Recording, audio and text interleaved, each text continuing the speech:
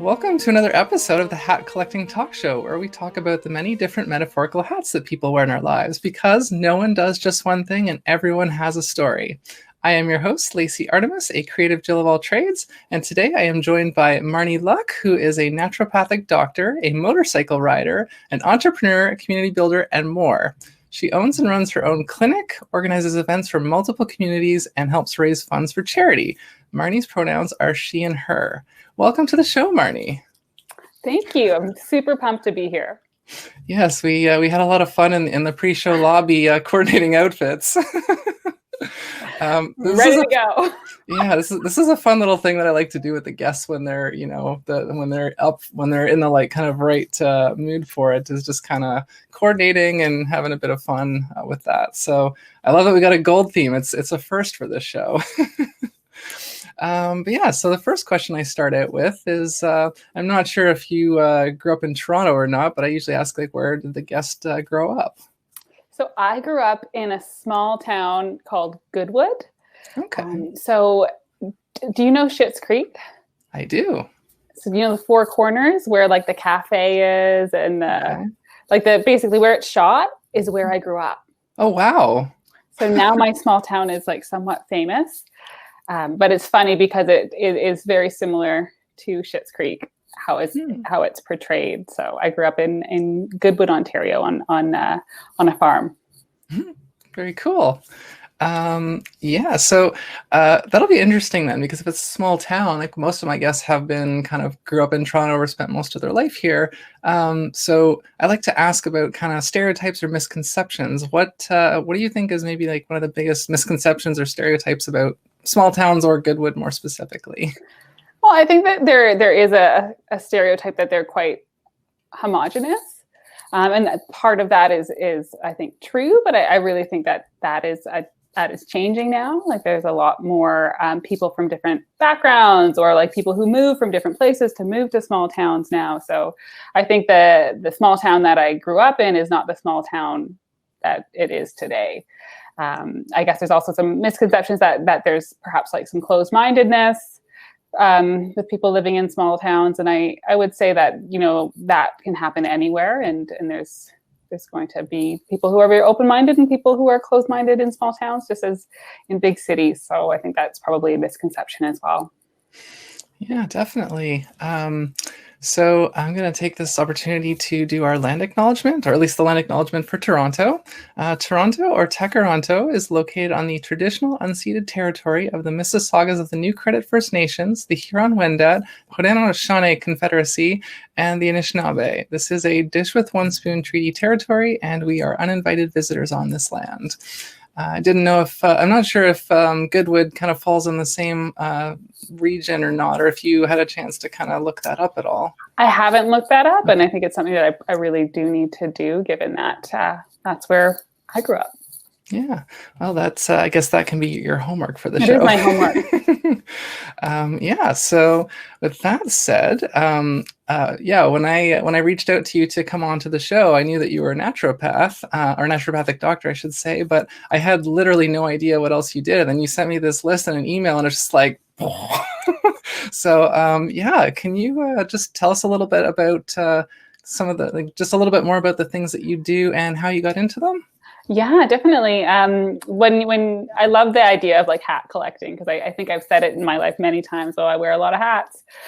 So yes, I'm a naturopathic doctor. I own a clinic downtown, and how I got into the career that I ended up in was, really, I in my early 20s, I realized that one of the things that I'm passionate about is creating positive societal change. Like how can we create a better place and space for everyone and our environment. And then I came across naturopathic medicine, and I thought, well, isn't that really cool how you can really take an individualized approach to someone's health? And if we make individual impact, a lot of individual impact can then help our society be a lot healthier, happier, and more connected. So that's kind of what brought me to that. I never saw myself working in healthcare, but I love people and I love helping people. So it really found me in a way. I'm very fortunate that I had that happen, while I was in university, I came across this career path, and I really went forward with it. And as for motorcycle riding, that's a funny story. Like I really never thought, a lot of things I really never thought that I would end up doing, but a good friend of mine got into riding a motorcycle, and she's like, "Oh, you'd have so much fun. You should do it." And I was like, "I don't know about that. I just got a dog. Like, how am I going to put my dog on a motorcycle?" And she's like, "You can do it. You can put a dog on a motorcycle." And I was like, "Well, we'll see." And so I just had an opportunity to buy a small motorcycle. And I said, "You know what, if I can swing this and do the course and pass it, I'll ride with you." And basically just got into it. And it was the most fun thing, and a really cool community to be a part of. And it is a really practical way of transport in Toronto. You can, get around pretty quickly and efficiently, and gas is cheap and insurance is cheap, and you don't pay for parking, which is nuts. So I can park outside my clinic all day for free. And, it's kind of fun whenever I'm on it, and it's fun to be zipping around. So kind of got into that via friends. In terms of community initiatives and fundraising, I like being a good neighbor. I like being a part of my community. And if there's something that I can do to support, I'm always game. And then, the more that you get interested in different causes or initiatives, the more it becomes a part of your life. And, there's a selfish aspect in that too. Like, it feels good to help. Yeah, for sure. Sorry, I've just been strategically muting because I heard some noise outside. So, as the regular viewers are probably a little bit more familiar with, that I kind of have to do that a lot, but not for much longer. I'm moving very soon, and so that hopefully won't be as much of a problem.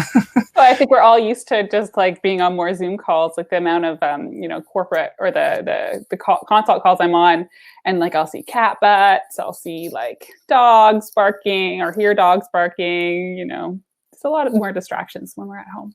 What do you think is what is a biggest misconception about naturopathic medicine, I guess?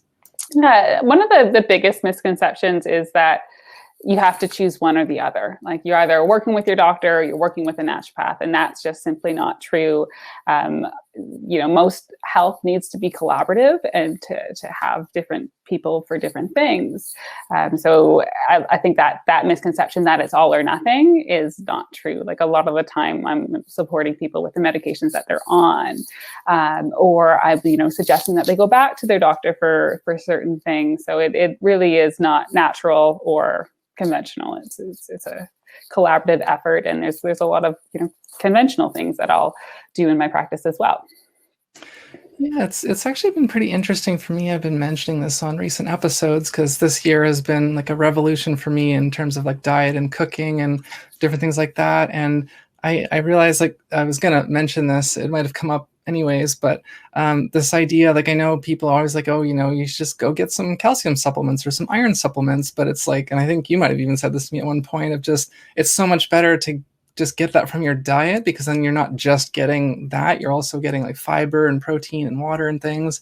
And usually I feel doctors do just say oh, just go get some iron supplements. And it's well, or you could add food with more iron in it to your diet. Yeah, it's really you do need to think about what and why do you need to supplement, if you do need to, and is there an alternative way, right? And sometimes there's a combination of both that needs to happen depending on what's going on. Yeah, definitely. And I thought that was interesting, because I thought of it as, I said, that my doctor usually would just be oh, just go and get a supplement or whatever. And my roommate is much more knowledgeable about this stuff and has been teaching me the wise ways of nutrition. Aside from you, because full disclosure, I have worked with Marnie. That's how I know Marnie. I have consulted with her several times in the past. So the next question here on our series is, when you were a child, do you remember what you wanted to be or do when you grew up? Yes, I wanted to be a hairdresser. I wanted to be a hairstylist. It was my dream. I used to love, I had a crimp and curl doll, which had kind of hair that would stay in place. And I would just spend hours like playing with the hair styling of it. And that's like what was my dream until about, I think I was like 14. And yeah, unfortunately, my dream was kind of like squashed by a teacher. My teacher, I think, I don't know what grade I was in. They were like, well, you need to go to university, and, you know, shouldn't just like I was told that that wasn't enough. Regardless, like I'm happy where I am now, but it's just kind of, it's interesting, like what you want it to be. And then like the influences, external influences on like whether or not that's a good idea.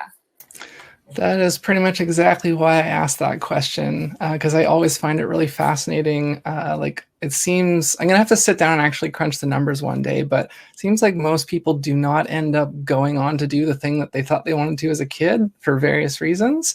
But speaking of hairstyling, I actually am going to be trying to get a stylist on this show at some point. So like literally, I want to interview every profession basically. Because like, yeah, what are all the different things that, you know, what else does a stylist do that you wouldn't necessarily expect? Like that's kind of part of the fun of this show. So yeah, thank you for that answer.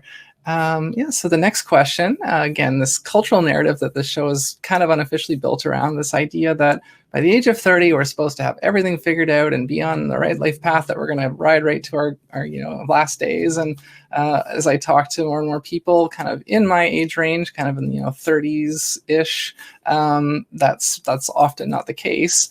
And so I've been asking, at what age do you think that you kind of finally, if this is the reality for you yet, for a lot of people it still isn't, but if you feel like you're on the right path for you now, what age were you at when you kind of first, you know, got onto that path? Yeah, I think I was very lucky that it was in my early 20s that I realized that I wanted to pursue naturopathic medicine, even though I hadn't thought about it prior to or when I was in university. So I was around 23, I think 23, 24 when I was like, you know what, that looks like something I'd really resonate with. And I just did everything I needed to do to get the boxes ticked, to get all my prerequisites. Because I was at McGill for doing an undergraduate degree in commerce, and I was able to, you know, complete that degree with all of my electives being sciences, so that I could apply to the 4-year naturopathic medicine degree. And that the rest is history. I was a student for way too long, but I'm so lucky because, you know, I'm 5-6 years into my career and like building my practice, and I truly do love it. Like I love it so much, but there's part of me that wonders if I will be in this career forever. Yeah, I think very, very similarly about my own situation. And that's kind of a thing, like we don't have to do the same thing forever. You know, maybe an opportunity will open up for you in a few years down the road and you'll be able to kind of hop tracks. But I actually was about to ask you how long you've been running your practice for, and you just answered it. Yeah. So that's cool. Yeah, because I have the sort of officially the kind of path that I am on started around 2013-ish. So I'm about 7 years in, and I just now feel like, you know, age of 36, I just feel like I'm where I want to be and kind of on the right track. So yeah, because you were kind of on the right track fairly early, I guess, compared to a lot of my guests. But even so, in your case, what would you say was one of the biggest obstacles to you maybe not getting on that track sooner, or maybe not being so totally confident about it right away? Yeah, I always like joke that I may not be on the right or the racetrack, but I'm on the right track. Like nothing has like been happening overnight. Like it's been quite a build and a progression and like a evolution. But so this is an interesting story about how I actually figured out what I wanted to do. I was in university doing my BCom, and I was really not enjoying it. I felt like I was going through the motions. I didn't really know what I was going to do after I graduated, as I think most people in undergrad, you know, have no idea. If they do have an idea, I think they're the anomalies. But I actually decided to take a year off and not go back to school. And I had a full-time position with Air Canada as a flight attendant. And I was like, whoa, this is great. I'm in my early 20s. I'm going to be a flight attendant. I'll do that for a year or so, and then I'll go back to school. But unfortunately, or fortunately, that was 2008, and the big economic recession or crisis happened, and I was promptly laid off in that, like, I don't know, 6 months into my like year off. So I was unemployed. I was not in school. I was like quite not in a good headspace. Like I was pretty down in the dumps, and I really just didn't know what I was going to do. And like I would say that was probably the toughest time I've had, mentally, emotionally, because I just was really aimless and didn't have much direction. And at the end of the day, I ended up going back to school, but I thought, you know what, I'm going to do this in a way that makes more sense for me. And I was part-time. And then I was able to like take more art classes, work, and just, have less emphasis on the academics and more about life. And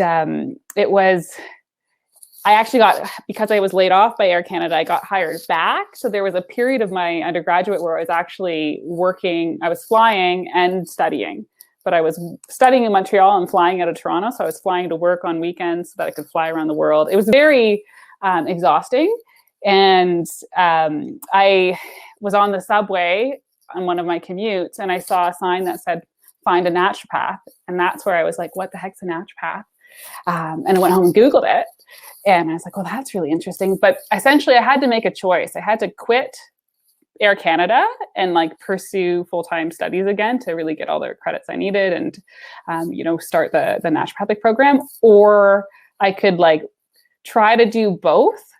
And I think that was an obstacle for me because I had this kind of fun job and I was young and traveling. But at the same time, like I had this career I wanted to pursue. So that obstacle was like, I needed to let go of something to be able to pursue the other thing, and to like fully quit and terminate my employment with Air Canada was a big decision. Because I even look back now sometimes and think, if I was still flying, I'd be 15 years in, and doing like right now is a different story. Everyone's laid off, but you never know what life's going to bring. But that was a thing I had to choose. I had to like let go of something that I wasn't necessarily ready to let go of so that I could pursue the career I truly wanted to do.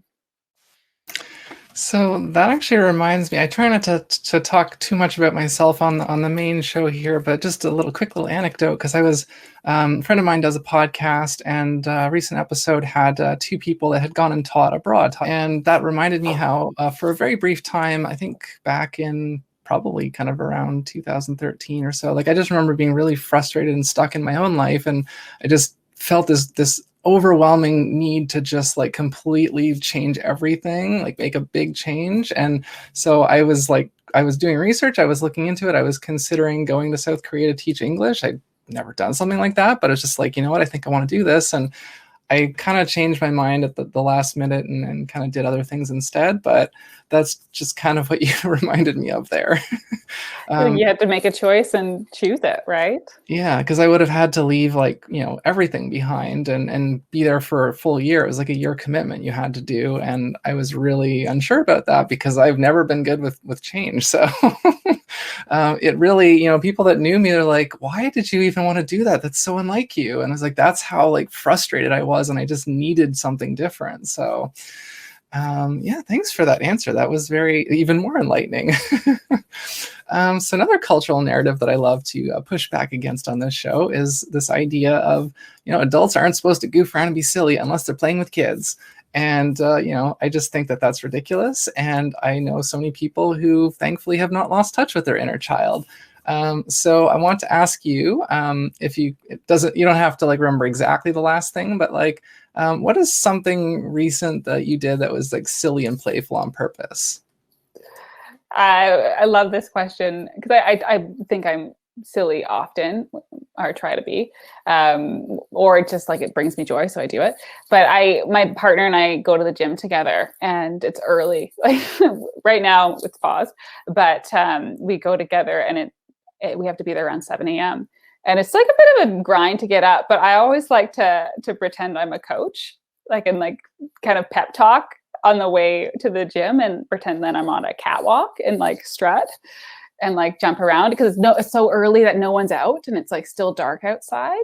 So, but the last time I did that my partner is just like, hey, Marnie, do you have your running shoes? And I was like, after being silly for like, I don't know, 5-10 minutes and like almost at the gym, I was like, and I had to like run home and get my running shoes. But things like that, I just like to kind of like feel good in my body and like dance or, you know, play around. Yeah, and like I said, when you suggested leopard print for I was just like, oh my God, I love that. Like being playful with clothing is something I try to do. Like I have this Oh my goodness. fully, it's a full onesie Okay. of Yeah. leopard. And, you know, it's very comfortable and very practical and very fun. That's awesome. Same with this gold jacket. I was, you know, I saw it. I think I even like Googled gold motorcycle jacket and some weird stuff came up. But I found this jacket and I thought this could go either way. It could be really cute or it could be like, and I love it. I've had it for 4 years. Yeah. No, I have a range of attire that I kind of have available for this show. Like I usually like I have some kind of more playful, silly stuff, and then more plain kind of, I guess, more serious. And it's just I'm trying to keep it like be a bit of a surprise and a bit of a new thing each time. I don't like to like, you know, I usually don't coordinate the hat thing either ahead of time. I just make sure you have one or that the guest has. I've got 3. Yeah, I have mine ready. So, yeah. And on the kind of, I guess, a bit of the flip side of the playful thing, I've been starting to ask about self-care because that's super important, especially right now. And it's like, again, I say usually people think of self-care as like going to the spa and getting completely pampered, but it can be very simple, small acts. So what was a recent act of self-care that you did for yourself, no matter how small it was? I had a bath around noon today. Around noon. Like that's something that I'll do if I know I could shower, but having a bath is just like, even if it's quick 20 minutes, that just totally relaxes me. And, you know, I make a priority to give myself that time. Yeah, that's definitely a good one. The place I lived in before this didn't actually like, it had a tub, but it didn't have a proper faucet, so you couldn't really do a bath in there. So I've actually been able to have a couple of baths here, which is kind of nice. But yeah, that's definitely a good answer. I've been having a lot more, kind of feel a little bit guilty about this, but I've been having hot chocolate a lot lately. That's kind of been my thing. But I try to put less of the powder in and more water. So just a bit of the flavor, but not like full of chemicals.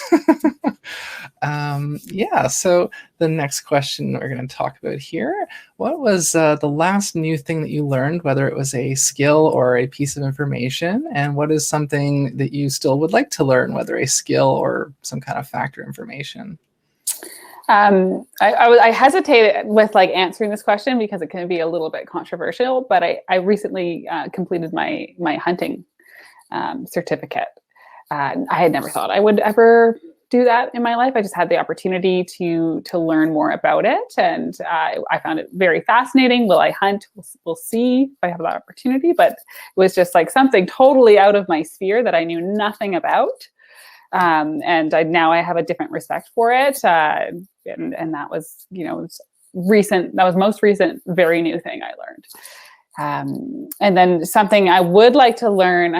I feel like there's a lack in my life of creativity and like tangible like, art making, and I've been really drawn to fiber arts lately, like weaving and different textiles. And that's something that I would love to try my hand at. You should definitely do that. And it's kind of a really interesting coincidence because Victoria from episode 5, she also ended up wearing kind of yellow gold. It was more of like a mustard color, but like yellow. And she's actually a sports shooter. So one thing that we talked about was that like when this is all kind of over and we can actually go and do things again, I'm going to go with her. I'm hoping to go with her to like a shooting range or whatever and kind of do that. And I was just saying, hey, maybe we could bring you along. Well, that's the thing. Like it's a little. I actually saw that as on your Instagram with like the different things that different hats people wore, and I thought, well, you know, there is someone who also knows about shooting. in a respectful and responsible way, I'm sure. Yeah, and like my dad still hunts. He's been a hunter for a very long time. So like again, there is definitely a respectful way to go about that. Yeah, so this next question, I really love the answers I've been getting for this. What would you say are your two most dissimilar hats? And of course, hats being skills or interests. Yeah, I would like I kind of I think about this in terms of like my day to day, and my the primary part of my day is one-on-one consults with people, and where I'm like just one-on-one, really looking at that individual in the context of their life, and fully present with what's going on for them. And then there's this other side of my day-to-day life where I have to be a project manager and a clinic manager and an owner, and be thinking about finances and payroll and all of these things that come along with being an entrepreneur and a small business owner. And it's like very different parts of my brain sometimes, it feels like. But like it's like it happens every day. Every day I'm using those two parts of my brain. Yeah, I can definitely relate to that because I certainly also wear a lot of different hats each day. And it's, now like kind of more recently being in a new relationship, and that's like a hat that I haven't really worn in a while. So it's a pretty big hat to suddenly be putting on, but it's exciting. So yeah, I just what I've been finding from that question is that a lot of people do kind of like if their job is kind of primarily using one part of their brain, then a lot of their kind of other stuff kind of uses the other part, and that we all kind of need that balance. So yeah, and I think it's like nothing's boring if you're like that's why we need many hats. It keeps the variety in our life, and we're.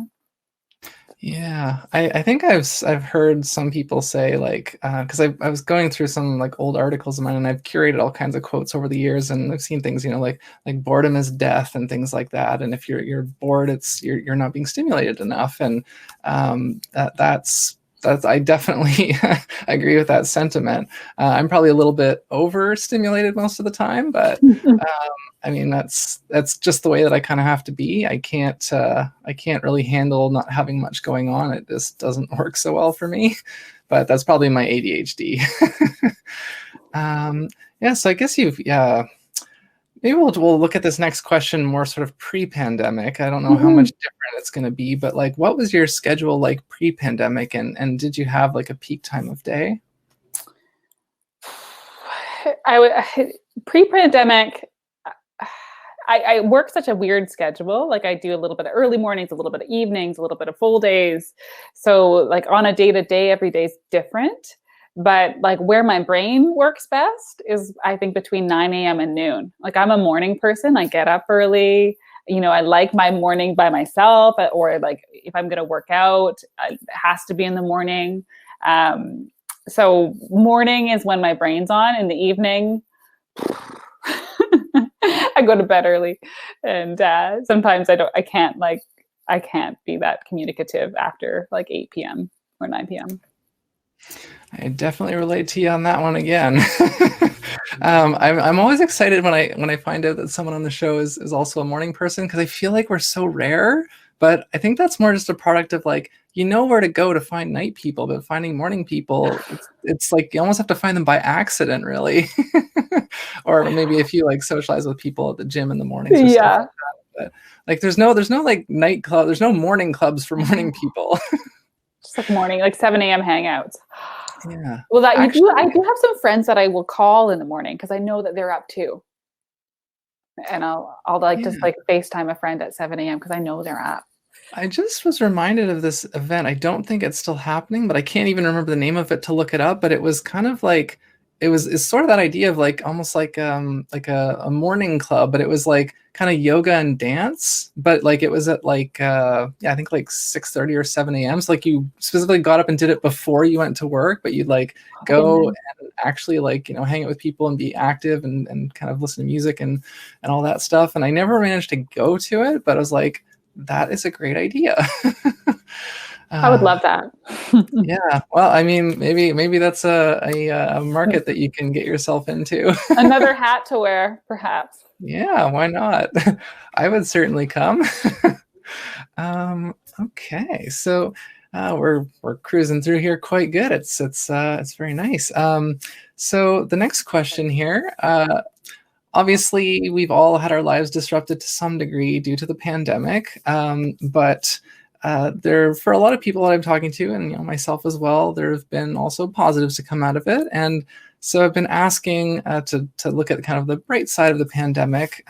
What is a silver lining or a positive new thing or change that has resulted in your life specifically because of the disruption of the pandemic? One of the biggest things for me, just work-wise, is that ability to do virtual work, and it worked for people. Like it was always kind of a push for people to do a phone consult or a virtual consult, and now it's become a little bit more, mainstream, if you will. And so it's afforded me the opportunity to have a more flexible work schedule, or if not when we were allowed to hang out with certain people in certain bubbles in the summer, it was nice to be able to go up to someone's place out of the city and know that if I wanted to stay longer, I could just do virtual consults. So that was a nice thing, and I think I'll carry that with me when I in practice, even when things aren't required or pushed towards virtual. And then another thing was I got back on social media just so that I could. It's the way that I can reach out to my patients better, or like for marketing, and I had really resisted it, but I've had a lot of fun with creating some content and putting it out there and getting good feedback. So a silver lining, I probably wouldn't have gotten back on social media. Yeah, social media is definitely a blessing and a curse. I feel like I'm very much on it more so because I feel like I have to be than I really want to be. And I've been kind of too sort of pulled in different directions lately to be on as much as I usually would. But I like to be, I feel like I have to be on there to promote my stuff and because of all the different things I do. But one thing that I am planning to look into very soon is to maybe buy some like Google ads or look for things like that, just to kind of help not have to be as much on the social media, but still be kind of getting in front of people's eyes. Mm-hmm. It's a second job in itself. Yeah. Like, it really is a lot of work. Yeah. I'd eventually love to be able to hire an assistant, but I don't know if that's going to happen anytime soon. So the next question here, again, like these are things that affect everybody. And so everybody has a mental health in addition to, emotional health, physical health. And so I like to ask the guests, again, whatever you're comfortable sharing or talking about, but have you dealt with any, and you can also talk about the other kind of health stuff, like some people have disabilities or they have other chronic illnesses, but I usually just kind of, couch on the mental health. But any of these issues that you have dealt with in your life, and how have you worked through them? Mm-hmm. I would say like the time that I've had a couple like very low moments in my life emotionally, like, we could label it depression. And there was an element whereby family stepped up and was there for me. And then also like I, did the things that I needed to do and had the resources to seek additional support via therapy or, my own naturopath at the time, and, really be able to get through that. Anxiety is something that I've also experienced, especially with regards to interpersonal relationships. Like I found it difficult to be in a partnership with someone, even though I wanted to be. And so working with a therapist on that.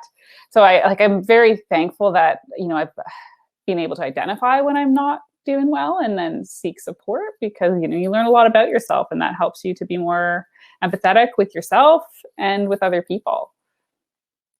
Absolutely. And yeah, I've kind of talked briefly on some of the past episodes about this. I've been through sort of one kind of more major depression, some sort of smaller ones. I have, ADHD and autism, but yeah, just something I like to talk about it kind of more openly and positively, and just give everyone a chance to, because again, I feel like the more people hear, like, look at someone who's successful, who runs their own business, but they've had hard times. Yeah.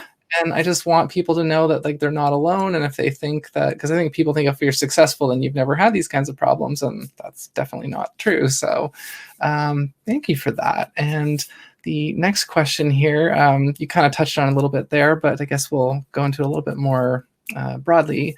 So I've been asking about relationships because obviously the close relationships in our lives do also really matter in terms of our trajectory and our timelines. And the sort of example that I give is that my dad really wanted me to go into the trades, and my mom was a lot more supportive of my artistic side, even though she did say, yeah, it's probably going to be harder for you to kind of support yourself off of that. And like, it doesn't have to specifically just be, your parents or your family members, but I say the close relationships in your life. So that can even be your best friends, or for some people like roommates or whatever. But in terms of your kind of goals and your sort of, I guess mainly kind of like goals and your path, the close relationships in your life, how have they kind of been in terms of like support or guidance or things like that? Yeah, like I would say I'm really lucky because I have a lot of people who have been my cheerleader. Like my mom is one of those people. Like she's always, you showered me with like not praise, but just like being there for me, and like said, if you think that's the right thing that you need to be doing, like never dissuaded me from something. And she's joked that she's like, sometimes I think I enable you, Marnie. Was it a good idea to get a dog? And I'm like, yes, Mom, I love this dog. And I have a lot of friends who, when I was starting my practice, who they were the first to recommend me to their friends and family, and really be in my my world, cheering me on. And then I've also struggled with, some people who are close to me, like maybe my brothers, my dad, where they didn't really understand the career path I was taking, and said some negative things, which hurt a lot when it comes from the people that you love. But then at a certain point, you can't expect them to understand or expect to get what you want from them in terms of what your choices are. And I think I still struggle with that in certain aspects, but for the most part, I've been like quite supported. Yeah, that's really good, and I'm glad you kind of touched on that, because I know that the question's kind of framed of like, how have you been supported, but I'm glad that you kind of brought up that your brother and your dad maybe aren't as supportive as you'd like, because that is the reality for a lot of people, that they don't have the same supports that we might have. And so again, I want people to know like, okay, you're not alone, and maybe and also to make people aware of like, okay, if this is the way that people are kind of reacting to you and your stated goals and things, then that's like a red flag, and you should kind of be aware like, oh, I deserve better, or this person's not the best person to maybe have close in my life right now, because they're kind of like, holding me back or hindering me, affecting the confidence. So it's sort of both to like say like, okay, what ways do people get supported, and what things should they look out for, so that they can identify the kind of positive influences, I guess, in their life, and maybe the ones that they should try to like put a bit more of a buffer with. So thank you for that. You covered both of those very well. So the next question here, I preface this by saying that obviously, like, we've all failed at things in our lives, and failure doesn't always have to be like, because usually we learn something from it. You would hope that you learn from it. So I ask, what is something that you failed at in your life, or that didn't go the way that you hoped, but you ultimately learned something really valuable from it? And what was that, if you are okay to share?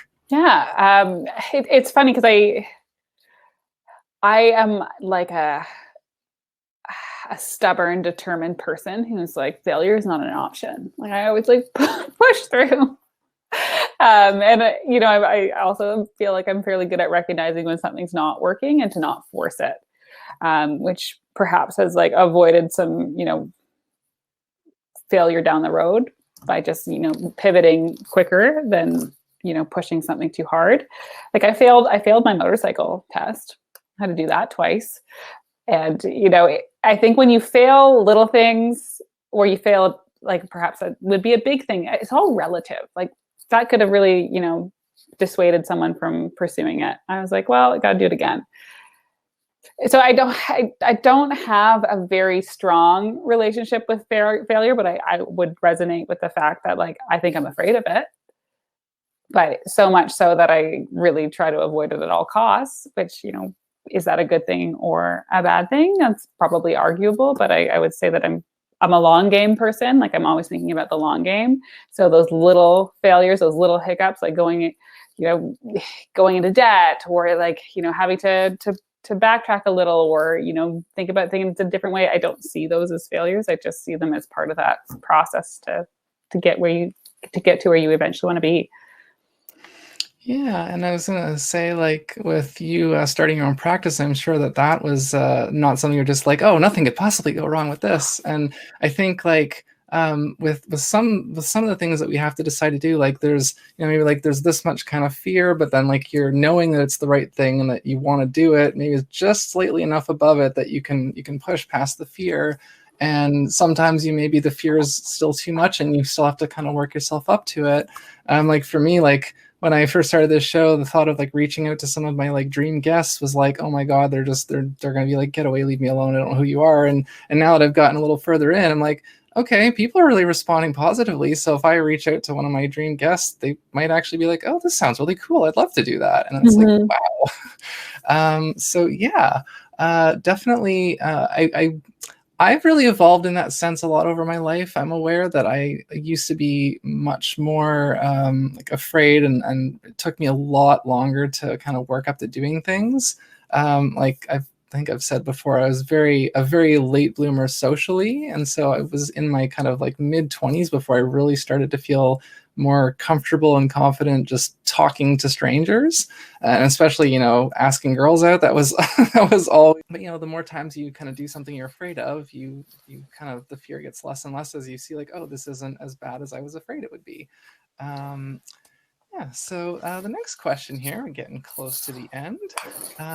So I'd like to ask the guests, if you are willing to do so, if you want to offer advice. There's 3 groups that we're looking at. You can give them all the same advice, or you can give separate advice to each one. But I say, what advice would you give to a teenager? What advice would you give to a 30-something? And what advice would you give to an elder, or a grandparent? So to a teenager, I would tell them to journal, because I wish that I had written down like how I was feeling and my thoughts and like what was going on as a teenager. Because I look back and your memories are pretty foggy, but like that's a time in life where you like feel so much and can't process it. And I think it like just that would probably be a helpful tool. And also then once you've like, I wish I could read my like 16-year-old journal. So if you're a teenager, write your thoughts and feelings and what you're doing and your day-to-day down, because it just would be a good process and also fun to look back on. For people, my age, I'm 33. I think this is a time in people's lives in their 30s where they're like, am I doing it right? What if, like, should I be? For a lot of people who want to have a child, they're like, oh man, I should do this. What if it can't happen? Like all these things. And I have a motto, which is a lot can happen in a year. And just to know that as a truth, and to kind of take that pressure off of trying to be where you're not. And then for, a grandma or an older person, I would tell them to, really take care of themselves better. Like don't let go of your health just because you're now, in that last chapter. There you can grow old healthy. And I think that unfortunately a lot of that's a big gap in our healthcare is how we take care of people when they're older. Definitely. And that was really great, succinct advice. Thank you for that. Again, like I was saying to you in the pre-show lobby, that as I collect more and more answers from different people to the same questions, I'm going to start to like build, either like splice it into like a compilation of the clips, or make like a graphic with, the different things. So that's why I'm really appreciating getting these different takes and different answers. So now we get the chance for you to ask me a question. I don't know if I prefaced this already, that a lot of people have asked me, like why I started this show and what I hope to get out of it. If you want me to, I can give like a brief explanation of that, but I'm hoping that you can ask me something I'll different. ask you something different. I want to know, Lacey, what was your pandemic silver lining?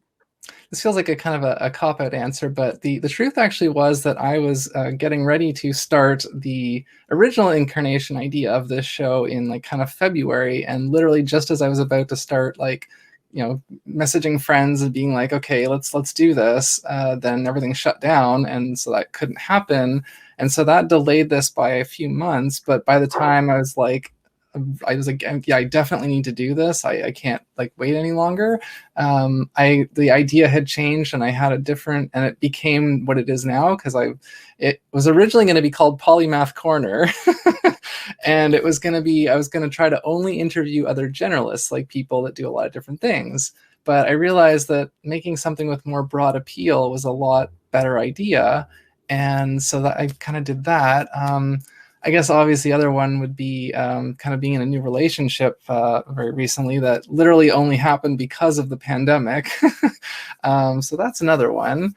I guess there's a few other things, but I feel a little bit kind of guilty as well, because I've had a really good year all considered. Like there's been some downsides, but I really can't complain very much. And I know a lot of my friends have really struggled and had a hard year. So that's also why I'm trying to share whatever kind of wealth and happiness and positivity that I can as a way to kind of give back.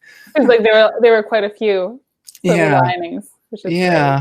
I mean, that's like, I think, and you probably experience this somewhat too in your own life, that when you do kind of make that effort to kind of do something or create something that can benefit others, like it does tend to kind of, like, not that I necessarily believe in like karma, but like, if you put out positive, it's generally, good things will come back. So yeah, the last sort of official question here: are there any specific causes or charities that you would like to raise awareness of or promote? Definitely. I am a big supporter of Sistering, which is a drop-in center for women in Toronto, and it's open. Even though it's a drop-in center, it really does function more like a shelter. On any given night, there's many, many women sleeping in there on yoga mats or in chairs. And I think it's just a very important part of our community. And I also recently came across this year the Cheney Wenjack the Downey Wenjack Foundation, which is a foundation that helps to create great action towards reconciliation between Indigenous and non-Indigenous people via learning resources at schools and for the general public. And so this past October, I did the Walk for Wenjack. So I challenged myself to do 60K of different hikes, and I raised about $1,000. So that was fun. And also there's a cool initiative in Toronto called 12 Donations, which collects menstrual or period products and then distributes them to menstruators who need them. Excellent. What I do with these is each show we kind of get a chance to kind of highlight a different cause or charity, and so I put it in the end of the episode in kind of one of the end credits screens, and I also have a section on the website specifically for all these, both the general ones that the show supports, as well as the ones that have been kind of brought forward by the guests. So you brought several, and thank you for that. It was great. So at this point, I give the chance to, because I know we've talked a little bit about the social media stuff. So anything that you want to plug now as far as where people can find you, or it doesn't even have to just be that, but yeah, you can plug away now. Well, you can find me. I'm very Googleable, because Marnie Luck I think there's only one of me, which is great. So all my handles are at Marnie Luck. My website is www.marnieluck.com. My email is info@marnieluck.com. So I'm sure if you want to find me, you'll find me, and you're welcome to follow me on any platform. Yeah, I will. I will give a vouch for particularly Instagram. I was just looking at your Instagram earlier and saying, "Man, this is both fun and educational." So it's like right up my alley. Awesome. um, yeah, as the listeners and the viewers know by now, I have lots of different things going on. I have my merch site, redbubble.com/people/Artemis Creates, and those are all original designs that you can get on shirts and mugs and all kinds of different things. And a lot of them are transgender and LGBTQ centric, which is not necessarily on purpose, but it is what it is. That's where the inspiration was at the time. I have the Curiosity Guides, which is a series of educational ebooks that are all available for free. They are PDFs. You can go to curiosityguides.com. You can download those, any of the ones you're interested in. There's a lot of different topics, which probably makes sense. I'm going to be publishing my first, hopefully not my first, but my first short fiction novel in December. The title is not official yet, but it's very probably going to be called Parker and Tucker, and it's a kind of a detective novel. But so that's going to be available, and of course I'll have the links in the description and everything. And of course I have my music on Bandcamp, Spotify, iTunes, all that kind of stuff. Artemis Creates. And if you want to be so kind as to leave a like and review for the show on iTunes, that would be very appreciated. And otherwise, we'll be hopping over to Patreon soon to do our bonus episode. So that's the other one, patreon.com/ArtemisCreates. And that's my whole spiel. And now we get to do the part that everyone looks forward to, I'm sure. I certainly do. We get to put on hats and have a bit of fun for a couple minutes and then say goodbye. So I don't know what hats you have, but I have one ready here. I have one ready too. All right. 1 second here. Oh my gosh, I should have known. So I got this. Can you hear me still? Yes, I can. Oh, I love it. Yeah. We're both wearing helmets. Yeah. Whoops. Yeah, so I'll tell the viewers and the listeners, I will confess that when I first started doing the show, I did have a decent number of hats, but most of them were purple. So I specifically went out of my way kind of around just before Halloween, and I went and bought, like, from thrift stores, so it was nice and cheap, but I went and bought probably about like 20 or 25 new hats to make sure I had at least one in every different color and a few different styles so that I'd be pretty well prepared for this. So I was waiting for the next time that yellow or gold would come up so that I could wear this. Oh yeah, sorry, for the listeners who can't see this, I have to describe it. So I'm wearing a yellow construction helmet, and Marnie is wearing a white and black motorcycle helmet. So yeah, we're not quite the two of the village people here, but sort of close, I guess.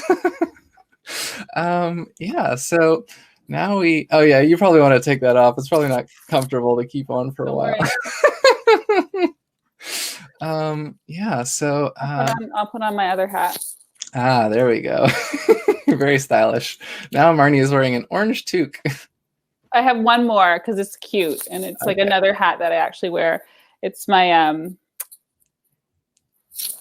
dog mom hat. That's adorable. And I wear it every day to the dog park. That's so cute. Yeah. Oh, I actually kind of wish that I have a hammer, but it's not close enough grab because I was gonna like hold it up just for the for the visual, but I can't because it's too far away.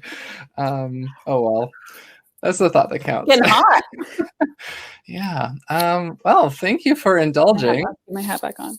Okay.